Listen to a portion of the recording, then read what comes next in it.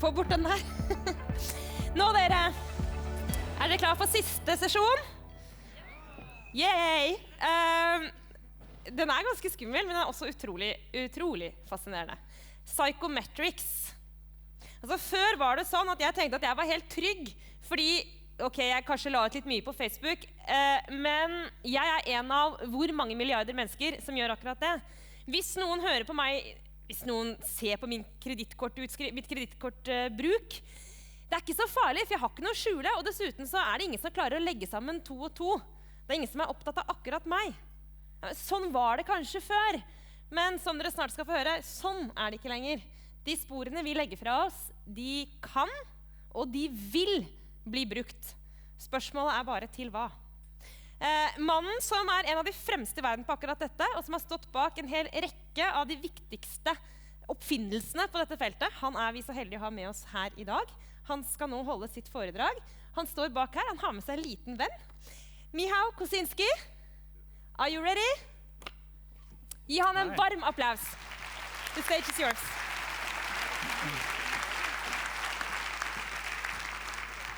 Hi, good afternoon, everyone. How are you doing?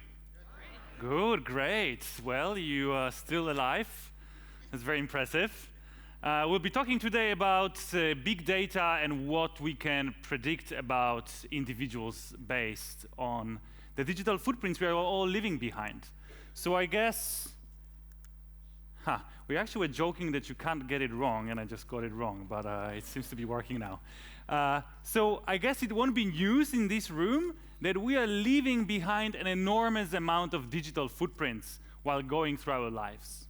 Right? We're using Facebook, where we communicate with our friends, socialize, consume news. We use smartphones that record our geographical location. They record websites we're visiting, communications with other people. Online stores record things we purchase. Credit cards record how much we spend and where. Spotify, YouTube, other entertainment platforms are recording movies that we watch or songs that we are listening to. Increasingly, in fact, even our physiological states are being recorded. Right? I bet that there are quite a few people in this room who have Fitbits or maybe smartwatches, and they keep recording your blood pressure, your heart beats, and so on. Now, this data is not just being forgotten. It's all being recorded, stored, and processed to improve products and services that we are all using. And in fact, back in 2012, which is a very long time in the information era, IBM estimated that every single human being on Earth is generating on average 500 megabytes of data every single day. Now, this includes people who do not have devices, or they're too young, too old, or maybe live in places that are not connected yet. So I guess that first of all, 5 years later, and in a very well-developed country that is Norway, you're probably leaving even more digital footprints every day. Now, to give you an idea how much data that is, let us for a second think about how much paper it would take to back up just 1 day worth of data that humanity is producing. Right? Let's leave it for future generations, print it out on A4 paper, double-sided, zeros and ones, single-lined, and stack it up. How tall do you guys think would be a stack of paper that contains the data that humanity produces in 1 day only? Any guesses? To the moon. Okay, we had one guess to the moon. Any other guesses? Halfway to the moon. Well, you guys are at the right scale. Well, very often I get estimates like 2 meters on 10 meters. Well, which is way off the mark. In fact, it's like from the surface of the Earth to the sun 4 times over. And this is just 1 day worth of data we're producing. So, by the way, I hope no one will actually try to do that.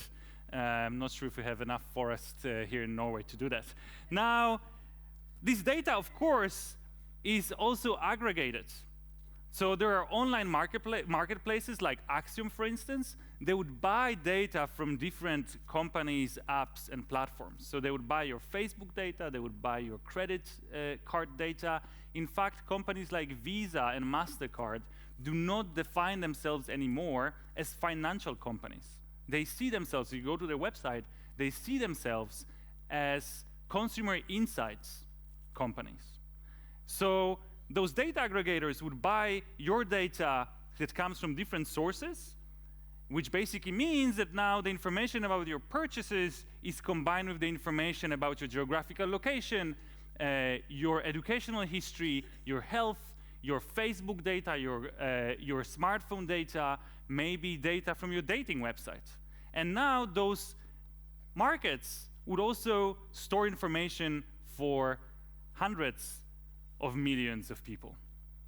And now you don't need to be a rocket scientist to figure out that if, let's say, you mention on Facebook that you're a Democrat, or that yesterday you spent 3 hours listening to Lady Gaga, which, by the way, is pretty weird, or that you donated a big amount of money to a given political candidate. Now, you don't need a rocket scientist to figure out from this information what your political views are or what your music taste is.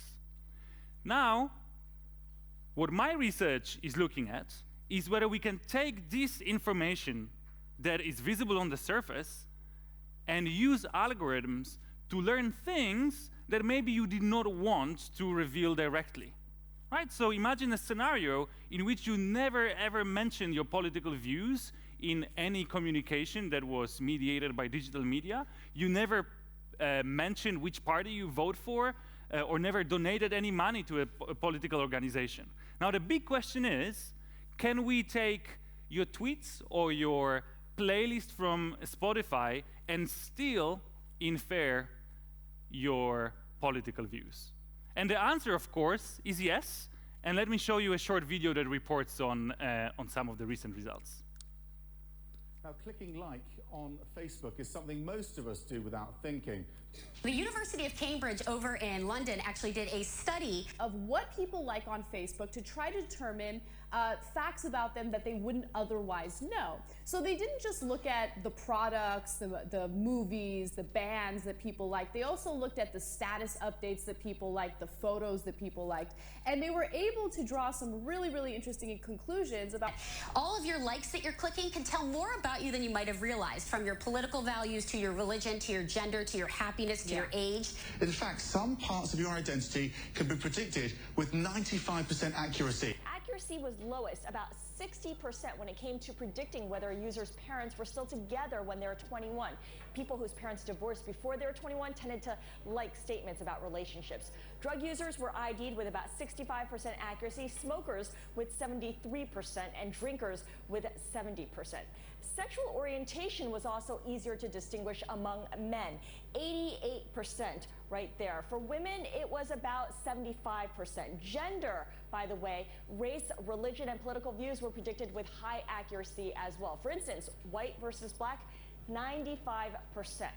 The findings have alarmed privacy campaigners who fear this research could be used to commercially exploit users. So keep in mind that just because you think you're not revealing a lot of personal details on Facebook, you're still spreading the word to the outside world as well as those online marketers. Volunteers with few friends liked walking with your friend and randomly pushing them into someone or something. Hey, it's not their fault they don't have friends. Everyone they know keeps getting randomly pushed into traffic. High IQ corresponds to liking Mozart, science, and the Colbert Report.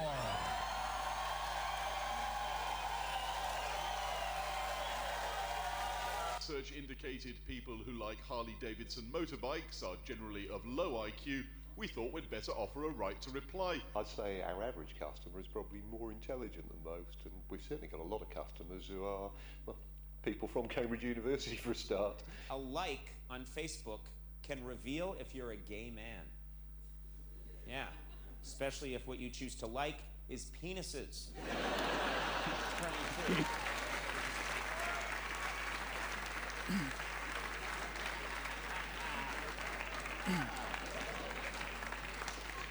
It's my wife walking in. I'm like, oh! It's a joke. Okay. By the way, don't be an idiot and think that if somebody clicked on Wicked the Musical that they're gay automatically, or they clicked on Harley Davidson and they're stupid automatically. Ironically, that would make you stupid. I've seen some Harley Davidson fans leaving through the back doors there. So as you guys can see here, we can basically take a very innocent type of digital footprints like Facebook likes, and then make very accurate predictions on a very broad range of variables, ranging from sexual orientation through political views, religiosity, personality, IQ, and even whether someone's parents were divorced or not. Now, how does that work? Well, it's actually pretty intuitive. So if someone has a PhD in quantum physics, it's pretty clear that this person is probably really smart.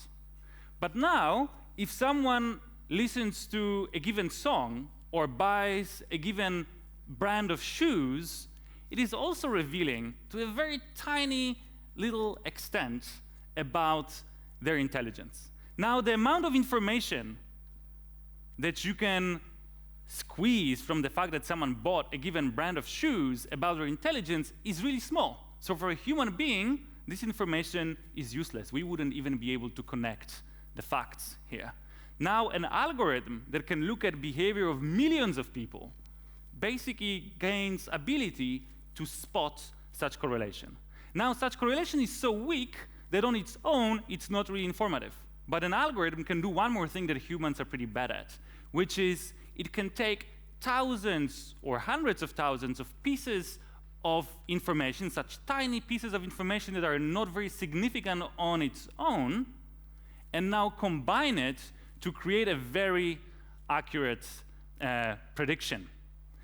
Now, people ask me, okay, so how accurate are those predictions? What you can see here is a plot showing the relationship between number of likes that we reveal to the model and the accuracy when predicting big 5 personality traits that I've heard you guys talked about earlier today. So what you can see here is that the more likes we reveal to the model, the more accurate the prediction becomes. What you can also see that actually even with a very small number of likes, like 10 Facebook likes, we already get a pretty good idea of what's one's personality. Now, this is, of course, not very informative to people who are not psychometricians who do not study personality questionnaires on a daily basis. So let me offer you a following thought experiment. Let's imagine that we want to express the accuracy of the algorithm by comparing it. Actually, we don't have to imagine that because we're going to do it in a second. So we'll express the accuracy of the algorithm by comparing it with accuracy of human beings. And now human beings are actually pretty good at judging other people's personality. We hang out with our friends of coworkers, and after some time, we develop a very good idea whether they're extroverted or introverted, open-minded or conservative, and so on. So now what we can do, we can give personality questionnaires to your friends, colleagues, partners, ask them to fill the personality questionnaire in your name, and then see how accurate they were compared with a Facebook likes-based model. And what you can see here, that in order to achieve the accuracy of your work colleague, the like-based model needs only 10 Facebook likes. Now, to achieve the accuracy of your family member, like brother, sister, or mother, or your friend, the algorithm needs only 100 Facebook likes. And now, to beat the most accurate of human judges, which is your spouse, the algorithm needs around 250 Facebook likes. Now, I hope you realize that a young person with a good, touchpad on their computer can generate way more than 250 Facebook likes a day. Also, Facebook likes are by no means the best type of signal that can be used in conducting such predictions. In fact, your web browsing history, your search history, your geographical location history, all of those types of digital footprints are way more revealing. Why? Because people they cannot really control it as much as they control Facebook likes, right? When you like something on Facebook, you kind of know that other people would know that you liked it. When you buy something or go somewhere or browse the internet, you don't feel like your friends are watching.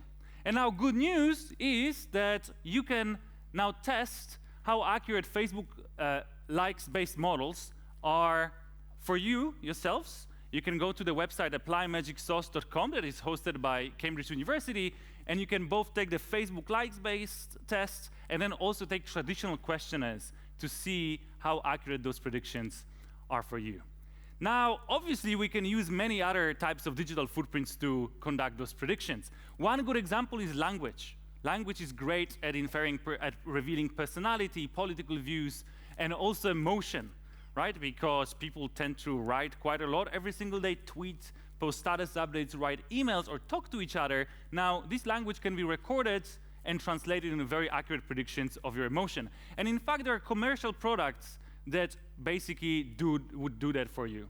An example here, IBM Watson has an API that offers you an ability to translate samples of language into a detailed psychological profile. There are other ways and other digital footprints out there that can be used. Here you see an example of a psychological profile of the audience of the DeviantArt.com website. And as you can clearly see, this audience is not average on the personality profiles. You can very clearly see that they are high on openness, low on conscientiousness, low on extroversion, and so on. Now, this is also a very good illustration of how those models work, right? Because the people who visit this website are not of average personality, but have a very specific profile. So now, if an algorithm knows that you are among those people that visited this website, it got a bit of information that can be used to predict your personality and many other traits. Now, more recently, I was looking at yet another pervasive type of digital footprint that we're leaving behind, which is our profile images. Now, when I tell people that you can predict individual intimate traits just from the still image of your face, people usually say, oh, that's crazy, it's clearly impossible. And I must admit, I thought the same before I tried actually doing it. But now, think about it for a second. Actually, human beings are great at predicting intimate traits from other people's faces. Let me give you an example, gender. We're amazing at guessing other people's gender just based on a very short exposure to their face. In fact, even if you see a picture of someone's eye or an eyebrow or maybe a piece of a nose, it's already most of the people would be able with very high accuracy to guess the gender of a person on the picture. The same relates to age and even some genetic factors, right? Not only we can recognize when two people are related, which in fact means that we are spotting the similarity in their genotype, but also we can detect some genetic diseases like Down syndrome, which is very easily identifiable from an image of someone's face. Now, humans are not very good at predicting people's political views or sexual orientation or personality from a still image of their faces. But now, the fact that humans can do it does not mean that there's no signal in an image. It just might mean that humans did not evolve to interpret this signal or never had a chance to learn. And let me show you an example here. So humans are not very good at judging each other's personality based just on the facial image. We have some accuracy, but it's really tiny. Now what you can see here is a little trick. What I did here, I took 10 faces of introverts and 10 faces of extroverts and just overlaid them on top of each other. And now I guess no one in this room will have a problem guessing which one of these groups is introverted, which one is extroverted. Why? Because overlaying pictures on top of each other amplified and aggregated those specific features that introverts and extroverts have on their faces. And suddenly, even a human being, which really is not really accurate judge of personality based on the face, is able to distinguish between these faces. And you can see clear differences in facial features. You can see that extroverts dye their hair, that introverts tend to wear glasses. You can actually see that extroverts tend to wear, if you look at a colorful version of this image, you can see that extroverts wear contact lenses because their eyes just surprisingly always blue, which should not really happen so often. You can also see that extroverts are smiling, introverts are not. And you can also see a very interesting phenomenon. Extroverts do not have nostrils. Now, Anyone has an idea why extroverts have no nostrils? Come on, extroverts, you should know why you have no nostrils. Well, have you ever seen an extrovert taking a picture? Well, of course an extrovert would take a picture like this, whereas introvert would take a picture while playing a computer game, and then suddenly the nostrils become very easily visible. Now, so we can all here in this room spot the features that distinguish between those faces, and artificial intelligence can do the same. How do you train artificial intelligence to do that? Well, actually it's pretty simple, because what you're doing, you're just giving artificial intelligence thousands of images and tell the artificial intelligence model, in this case, deep learning network, what is the psychological profile of this particular face. And after you gave the network few dozens of thousands of faces, the network actually gains ability to predict personality from human face. And it's pretty darn accurate at it. It's comparable with a short personality questionnaire. Now what you can see here is a stereotype that AI developed when thinking about introverts and extroverts. And again, so those basically are not real faces. Those are, this is basically an AI dreaming about an extrovert or an introvert. And you can see very clear differences, and you can also see that those differences kind of represent the stereotype that we have about introverts and extroverts. And now again, there are commercial services out there that start to offer those services to businesses, like Microsoft Cognitive Services, which will help you to extract emotion from a human face. And the progress here is tremendous. I've already seen some services that can do the same for personality, political views, and other intimate traits. Now let's talk for a second, we have a few minutes left, about the consequences of computers, of AI, being able to reveal intimate traits, dreams, fears, personality, intelligence, sexual orientation of large numbers of people. Well, you guys represent many different industries and come from many different businesses, and I'm sure there will be plenty of consequences applying to your specific field. But let's talk for a second about few examples of big changes that are going to revamp entire societies or entire industries. And one good example is recruitment and selection. We are pretty inefficient about it at the moment. In fact, we do it in a very medieval way. You know, people just nail the job offer on the side of their company, and then they invite a few hundred people for an interview and some psychometric tests. Now, this is very costly both for the employer and the candidates. It also means that people are very often not really even attempting to change a job, simply because it takes so much time and effort. Now, if we could reveal people's traits like personality or trustworthiness or how hardworking they are and what their skills are, simply based on the digital footprints, you could imagine creating markets where you have all of the job openings and all of the candidates, and the machine, artificial intelligence, would be trying to match candidates with perfect jobs. Something like an AI or a recommender system for jobs. Now, obviously, also marketing companies see potential here, and you can see that this technology is in fact being widely used. Both sides of the political race in 2016 presidential election in the United States were heavily using psychological targeting, which basically means that they were predicting psychological traits of the voters, and then not only choosing what kind of message to send to them, but also how to frame it. Which again is pretty intuitive. And I guess that most of the people here would agree that if you know someone very well, if you know their dreams, you know their fears, you know their personality, it will be easier for you to influence them, right? Because you know how to frame your message to make it most influential. Now, exactly the same applies to marketers. Just in the past, they were reduced to targeting huge groups of people, women and men and readers of this newspaper or readers of that newspaper, so maybe people who live in this zip code versus people who live in the other zip code. Now, targeting got way more granular. They can basically infer individual traits of every single individual user of a platform or a voter, and then try to frame the message, and in fact use AI to help them to frame the message in such a way as to be most persuasive. But I think that perhaps the most significant consequence of those algorithms is that we are very quickly heading towards a time when there's absolutely no privacy left.